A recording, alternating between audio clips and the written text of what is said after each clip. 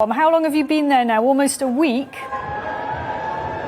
Almost a week. I got here on Sunday night. We've been through lots of the conference already. Those first 2 days, of course, with the world leaders, presidents and prime ministers from around the world, although with some notable exceptions. Then, of course, came the finance day with finance ministers talking a lot about how this is all going to be funded. We've had tree day, we've had coal day. Today is children and public participation day. And whilst there's been an announcement in terms of education inside COP, what's going on outside COP is quite interesting. There is a protest being led by Greta Thunberg marching down the street of Glasgow, and we're just at the back of it now. It was advertised as 100,000 strong. I've got to say, I've walked past most of it. It doesn't quite feel like it's 100,000 people, but you know what? It's attracted a helicopter that is right up there in the sky looking over the protest. I wonder how environmentally friendly that is. But there are also quite a few different groups. I've seen flags, I've seen Palestinian flags. I saw one flag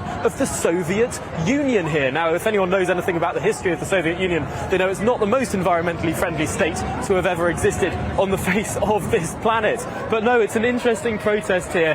Environmentalists protesting the environmental conference. Very, very odd. I'm not sure what more they would have wanted world leaders to say, because to my ears, what's gone on in the last 5 days has been pretty on point towards that environmental agenda. Right. I mean, I think a lot of our viewers will be bewildered at the spectacle of a climate change protest outside a climate change conference. And unfortunately, as far as many of our viewers are concerned, there's still rather a lot more of this to come.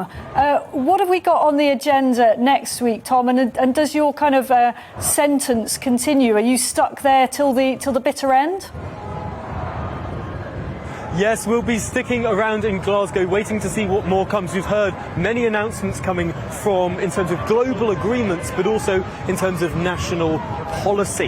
And really what's going on through the next week is these individual negotiating teams of various countries, getting down into the detail, into the nitty-gritty of negotiation. And hopefully, by Friday, in their eyes, hopefully, a new global agreement to rival Paris. Something that's this COP conference becoming a flop, an agreement that will bind many more countries into the world into keeping emissions low enough to halve them by 2030, to keep warming down to 1.5 degrees. It's an audacious task, and of course without China, without Russia at the table, or at least without their leadership at the table, it's going to be very difficult. But maybe by Friday night we'll see that agreement. Maybe the Prime Minister will fly back here, will jet back in to announce some grand agreement on climate change. We'll be sticking with it throughout to bring any developments as they happen.